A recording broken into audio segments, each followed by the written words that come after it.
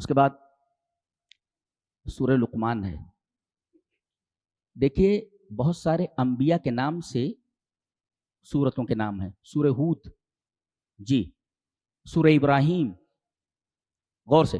لیکن کچھ ہستیاں ایسی ہیں کہ وہ نبی نہیں ہیں، مگر ان کا مقام اتنا بلند ہے، نبی نہ ہوتے ہوئے بھی اللہ کے نزدیک ان کی قدر اتنی ہے کہ ان کے نام سے قرآن کی سورت کا نام رکھ دیا ہے. سورہ مریم. اللہ، یہ عورت کے نام پر ہے.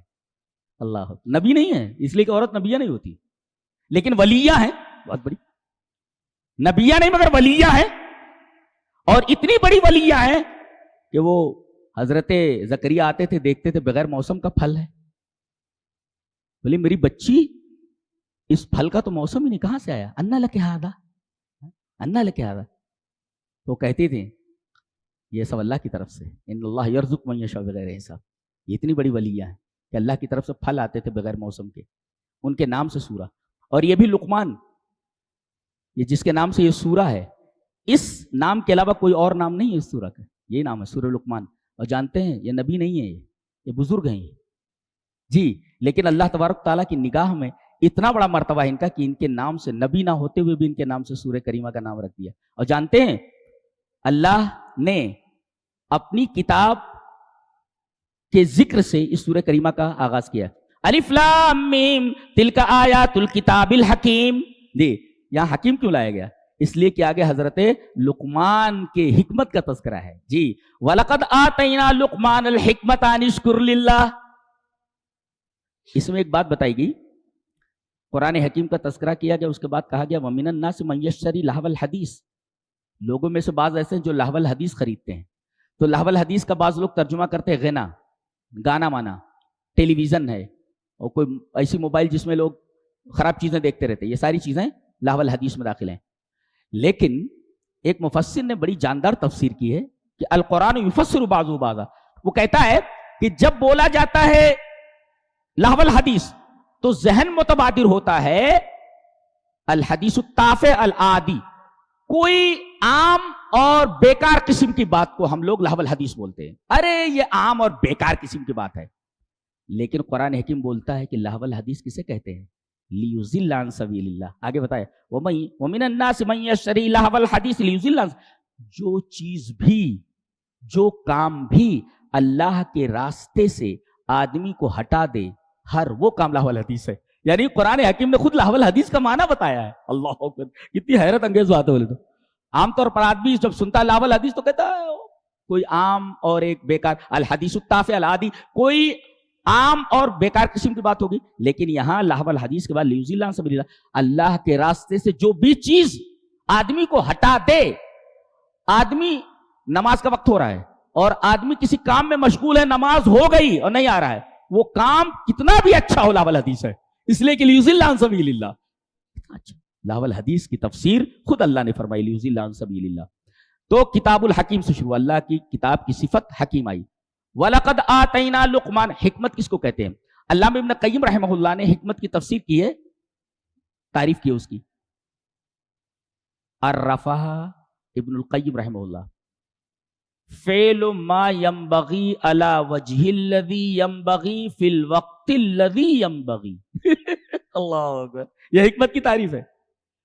اچھا کام اچھے طریقے پر اچھے وقت میں، دیٹ از کال حکمہ. فعل ما ينبغي على الوجه الذي ينبغي في الوقت الذي ينبغي. اچھا کام اچھے طریقے پر اچھے وقت میں. جی، اب آدمی ایک لوٹا لیے جا رہا ہے باتھ روم کے لیے، اسے فارغ ہونا ہے جلدی سے. اب آپ پکڑ لیجئے، تھوڑا سا ٹھہر جائیے، دین و ایمان کی بات سن لیجئے. یہ حکمت ہے، یہ مناسب وقت ہے. یہ ابھی پجامے میں ہی سب فارغ ہو جائے گا، وہ جان دو اس کو. تو فعل ما ينبغي على الوجه الذي ينبغي في الوقت الذي ينبغي. اچھا کام اچھے طریقے پر اچھے وقت میں. تین چیزیں ہوں، کام اچھا ہو، طریقہ اچھا ہو اور وقت اچھا ہو. یہ حکمت کے خلاف ہے. اس آدمی کو روک کر کے جسے باتھ روم میں جانا ہے، روک کر کے دین کی تبلیغ کرتے رہنا حکمت کے خلاف ہے. جی، بچے کو سب سے پہلے کیا چیز بتانا چاہیے؟ اللہ کا حق بتانا چاہیے. اللہ کا سب سے بڑا حق کیا ہے؟ توحید، شرک سے بچنا. یہ حکمت ہے. یہ دیکھو ایک اچھی بات کو ایک اچھے طریقے سے ایک اچھے وقت میں اپنے بچے کو سامنے بٹھا کر بتا رہے ہیں. حکمت دیکھیے. وَإِذْ قَالَ لُقْمَانُ لِابْنِهِ وَهُوَ يَعِظُهُ يَا بُنَيَّ لَا تُشْرِكْ بِاللَّهِ. یہ ہے سب سے اچھی چیز ہے. اپنے بچے کو اچھے وقت میں اچھی چیز کی تعلیم دے رہے ہیں. میرے بچے اللہ کے ساتھ شرک مت کرنا. شرک سب سے بڑا ظلم ہے. کر دیا انہوں نے. اب دیکھیے یہ اسلوب جو ہے غائب کا اسلوب ہے. ڈائریکٹ خطاب غیبت سے تکلم کی طرف پھر گیا ہے. وَوَصَّيْنَا الْإِنسَانَ. ہم نے انسان کو وصیت کی کہ اپنے ماں باپ کے ساتھ اس نے سلوک کرے. یہ بتانا ہے کہ میرے بندے لقمان تو نے اپنے بچے سے میرا سب سے بڑا حق بیان کر دیا, تو اب میں تیرے بچے سے تیرا حق میں بیان کر دے رہا ہوں. اللہ اکبر. وَوَصَّيْنَا الْإِنسَانَ. اللہ یہ اللہ تبارک و تعالیٰ کا حق ادا کرنے کے بعد اللہ تبارک و تعالیٰ اپنا حق ادا کر رہا ہے. جی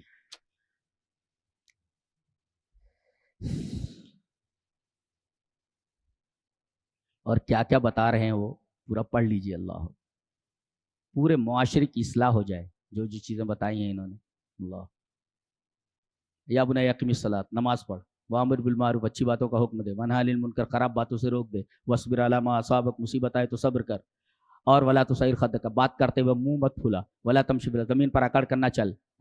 تکبر مت کر. فخر مت کر. اللہ تبارک تعالیٰ تکبر کرنے والے کو اور تکبر کی چال چلنے والے کو پسند نہیں کرتا. اپنے چال میں میانہ روی اختیار کر. بات کر تو اپنی آواز کو پست رکھ. آواز کو پست رکھنا ضروری ہے. لاؤڈ اسپیکر ہو یا کچھ بھی ہو, اتنی آواز کرنا لاؤڈ اسپیکر سے جو کسی ہارٹ پیشنٹ کو تکلیف پہنچائے, کسی دماغی مریض کے لیے نقصان دہ ہو, درست نہیں ہے. اب وہ اذان دے رہے ہیں, اتنی خراب آواز ہوتی ہے, پھر بھی وہ اس کا ویلوم بڑھا دیتے ہیں. ایسا لگتا ہے جیسے ان سے بڑا سنگر کوئی نہیں ہے. جی جی جی جی, ان سے بڑا سنگر کوئی نہیں ہے.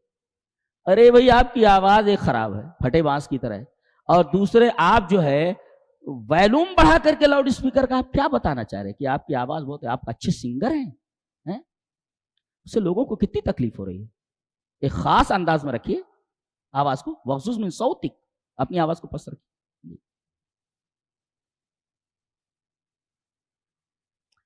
اللہ نے فرمایا وَلَوْ أَنَّ مَا فِي الْأَرْضِ مِن شَجَرَةٍ. دنیا کے جتنے بھی درخت ہیں سب کے قلم بنا لیے جائیں. وَالْبَحْرِ. اور بحر محیط, اس کو ملا لو بحر محیط کو, اور اس کے ساتھ 7 سمندر اور ملا لو. ایک سمندر تو یہ ہے بحر محیط. من بعدہ, اس کے بعد 7 سمندر اور ملا لو, روشنائی بنا لو ان کی. دنیا کے جتنے بھی درخت ہیں سب کو کاٹ کر قلم بنا لیا جائے, اور سمندر موجود ہے اس کے ساتھ 7 سمندر اور ملا لیے جائیں, ان کی روشنائی بنا لی جائے, اور اللہ کے کلمات لکھے جائیں. نہیں لکھے جا سکتے. قلمیں ٹوٹ جائیں گی, سمندر خشک ہو جائیں گے, اللہ تبارک و تعالیٰ کے کلمات ختم نہیں ہوں گے.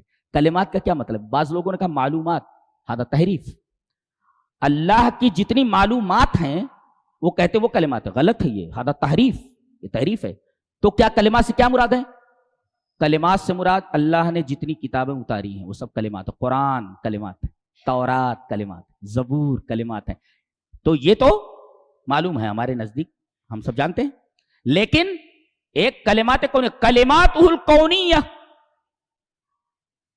التی یأمر بها وینہا الکائنات. وہ کونی کلمات ہیں جن کے ذریعے اللہ کائنات کی تمام چیزوں کو حکم دیتا ہے, روکتا ہے. اللہ کتنی چیزیں ہیں, اللہ اکبر. حکم دیتا ہے, روکتا ہے. کلمات کونیہ جو ہماری نگاہوں سے اچھل رہے ہیں, پتہ نہیں کن کن چیزوں کو حکم دے رہا ہے, کیا کرنے کے لیے, کیا روکنے کے لیے, ہم سمجھ بھی نہیں سکتے. اتنی چیزیں یہ سب لکھنے لگو گے, وہ کلمات جن کے ذریعے وہ حکم دیتا ہے اور جن کے ذریعے وہ روکتا ہے, آپ ان تمام کلمات کو اگر لکھنے لگیں گے تو سارے درخت کے بنائے ہوئے قلم ٹوٹ جائیں گے, اور سارے سمندر جو سیاہی بنا دیے گئے ہیں, روشنائی بنا دیے گئے, سب خشک ہو جائیں گے, مگر اللہ کے کلمات کبھی ختم نہیں ہوں گے. اللہ کی عظمت کا اندازہ ہوا, میرے رونگٹے کھڑے ہو رہے ہیں. معلوم ہے آپ کو, ما نفدت کلمات اللہ, اللہ کے کلمات کبھی ختم نہیں ہوں گے. یہ ہمارا رب ہے معلوم, اور جیسا ہے ویسا اس کا رحم بھی ہے معلوم ہے. فرعون کو جبرائیل کہہ رہے منہ میں مٹی ڈال رہا تھا, کہیں اللہ تبارک تعالیٰ کا رحم اس کے اوپر نہ ہو جائے. بخش دے اللہ کسی کو, گنہگار سے گنہگار آدمی کو, کون اسے پوچھنے والا. اس کے بعد فرمایا کہ یہ جو بابا لوگ ہیں کہتے ہیں ہمارے پاس غیب کا علم ہے، بابا لوگ کہتے ہیں موکل ہے ہمارے پاس. اچھا یہ جتنے بھی لوگ ہیں سب سے زیادہ فقیر یہی ہوتے ہیں. جب تمہارے پاس موکل ہے تو دوسروں سے مانگتے کیوں بھائی؟ دوسروں کا پیسہ ٹھگ لیتے ہو، فقیر رہتے ہو کروڑ پتی ہو جاتے ہو. کس نے دیا؟ تمہارے موکل نے نہیں. اس موکل کے ذریعے دھوکہ دے کر کے تم نے لوگوں سے پیسے اینٹھے ہیں. جھوٹے ہو تم، بدماش ہو تم. اللہ نے فرمایا 5 چیزوں کا علم اللہ کے علاوہ کسی کو نہیں ہے. جی ان اللہ عنده علم الساعہ، قیامت کب آئے گی معلوم نہیں. وَيُنَزِّلُ الْغَيْثَ، بارش کب ہوگی کتنی مقدار میں ہوگی. زیادہ سے زیادہ محکمہ موسمیات پیشین گوئی کرتا ہے. فلاں دن فلاں وقت اتنی بارش ہونے کی سمبھاونا ہے. قطعیت کے ساتھ نہیں کہا جا سکتا. جی اب جب قطعیت کے ساتھ نہیں کہا جا سکتا نہ قیامت کے بارے میں نہ بارش کے بارے میں، ایسے ہی قطعیت کے بارے میں ماں کے رحم میں کیا ہے، قطعیت کے ساتھ نہیں کہا جا سکتا کیا ہے. جی تو کہتے ہیں وَيَعْلَمُ مَا فِي الْأَرْحَامِ، ڈاکٹر تو معلوم کر لیتے ہیں کہ لڑکا ہے کہ لڑکی ہے. جی تو یہ کیا کہا گیا؟ اللہ نے یہ نہیں کہا من فی الارحام، ما فی الارحام ہے بکل تفاصیلہ. اس کا جواب ہے وَيَعْلَمُ مَا فِي الْأَرْحَامِ بکل تفاصیلہ، اپنے تمام تفاصیل کے ساتھ. لڑکا ہے کہ لڑکی ہے، جنت میں جائے گا کہ جہنم میں جائے گا، چھوٹا ہوگا کہ بڑا ہوگا، ناٹا ہوگا کہ کیا ہوگا، بکل تفاصیل. سائنس کو معلوم نہیں ہے. تو چند چیزیں معلوم کرنے کا نام غیب نہیں ہے. بکل تفاصیل ہی، تمام تفاصیل کے ساتھ. اور سائنسی حقیقت یہ ہے کہ یہاں یہ بھی بتایا گیا کہ تم بچہ جب پیٹ میں آ جاتا ہے تب تم پتہ لگا لیتے ہو. ہم کو معلوم ہے کہ کس لڑکے کی شادی کس لڑکی سے ہوگی، اور پیٹ میں جب جائے گا تو لڑکا ہوگا کہ لڑکی ہوگی. کوئی سائنس بتائے شادی ہونے سے پہلے کیا ہوگا کس کو؟ بکل تفاصیل ہی. اللہ اکبر، یہ معلوم ہے. اور تیسری چیز، بچہ جب پیٹ میں رہتا ہے تو میرا خیال یہ ہے کہ الاسبوع السادس عشر، 16ویں ہفتے میں یا 5 مہینے کا جب ہو جاتا ہے تب اس کا کان وغیرہ بنتا ہے. سب سے پہلے کان بنتا ہے 5 مہینے. جی اسی وجہ سے اللہ قرآن حکیم میں سب سے پہلے سمع لاتا ہے. ان السمع والبصر، چھپ بات ہے، ابھی آگے آئے گا وہ تو وہاں بحث کریں گے ہم. ان اللہ عنده علم الساعہ، قیامت کا علم، بارش کا علم، ماں کے پیٹ میں کیا ہے اس کا علم.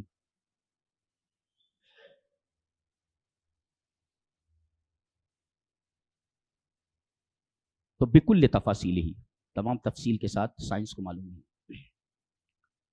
اور کل کیا کمائے گا معلوم ہے، کہاں مرے گا معلوم ہے. ان 5 چیزوں کا علم کسی کو نہیں. ایک بادشاہ نے خواب میں دیکھا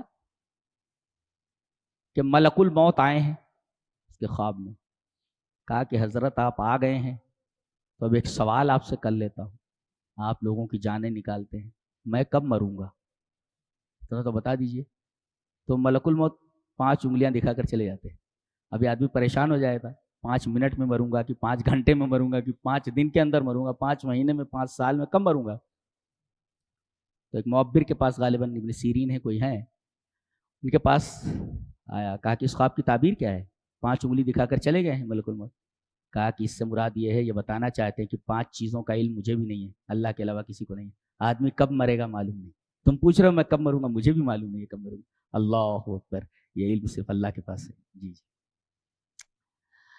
اس کے بعد اللہ فرماتا ہے الذی احسن کل شیء خلقہ، جتنی بھی مخلوقات ہیں سب حسین ہیں. اب آپ کریں کیڑے مکوڑے سانپ بچھو، یہ سب حسین ہیں، بالکل حسین ہیں. اولاً اتنے حسین ہیں کہ آپ کسی مچھر کو لے لیجئے تو آپ یہ نہیں کہہ سکتے اس کے اندر یہ کمی ہے. جی 2,05,000 نف سیلز ہیں اتنی بڑی اس میں، اتنے بڑے بدن میں، اب کیسے کہہ سکتے ہیں کہ اس کے اندر یہ کمی ہے. سانپ حسین مخلوق ہے اللہ کی، پتہ نہیں اس کے زہر سے کتنی دوائیں بنائی جاتی ہیں. جی اور اس طرح جتنے بھی کیڑے مکوڑے، ہم کو علم نہیں ہے، مگر ان کیڑوں مکوڑوں کے رہنے کی وجہ سے، یہاں تک کہ یہ گندا خنزیر بھی ہوتا ہے، اس کے رہنے کی وجہ سے، تمام حشرات الارض جتنے ہیں جانور، سب کی وجہ سے ماحول متوازن رہتا ہے، ماحول میں توازن رہتا ہے. یہ توازن کو برقرار رکھنے کے لیے اللہ تبارک تعالیٰ نے ہر قسم کے حشرات بنائے. تو الذی احسن کل شیء خلق. جی اور فرمایا تم کو ہم نے ذلیل پانی سے بنایا ہے. قال الاحنف عجبت لمن جرى في مجرى البول مرتين يتكبر. احنف کہتے ہیں مجھے بڑا تعجب ہے ایسے شخص کے اوپر جو پیشاب کے راستے سے 2 مرتبہ گزرتا ہے. جی پیشاب کے راستے سے 2 مرتبہ گزرے, یتکبر, وہ تکبر کرے. جو پیشاب کے راستے سے 2 بار گزرا ہو وہ تکبر کرے. جی ایک دفعہ مرد کے اس سے اور دوسرے مرد پیدا ہوتا ہے تو 2 مرتبہ جو پیشاب کے راستے سے نکلا وہ تکبر کرے بولے تو, یہ تکبر حیرت کی بات ہے بولے تو, عجیب تو. اور اللہ نے فرمایا تم کو ذلیل پانی سے پیدا کیا. ایک مفسر لکھتا ہے کم ہی نعمت عظیمت, یہ اللہ تبارک و تعالیٰ کی کتنی بڑی نعمت ہے انسان کے اوپر. اذ نقلنا اللہ من المہانتی الی الکرامتی, اللہ تبارک و تعالیٰ نے ذلت سے ہمیں رفعت اور کرامت کی طرف منتقل کیا ہے. یعنی ہم ذلیل پانی سے پیدا کیے گئے ہیں لیکن اللہ تبارک و تعالیٰ نے کتنی تکریم کی ہے ہماری کہ ہمارے لیے جنت تیار کر رکھی ہے. یہ اللہ تبارک و تعالیٰ کا کتنا بڑا کرم ہے اور اللہ تبارک و تعالیٰ کی کتنی بڑی رحمت ہے انسانوں کے اوپر. جی یہ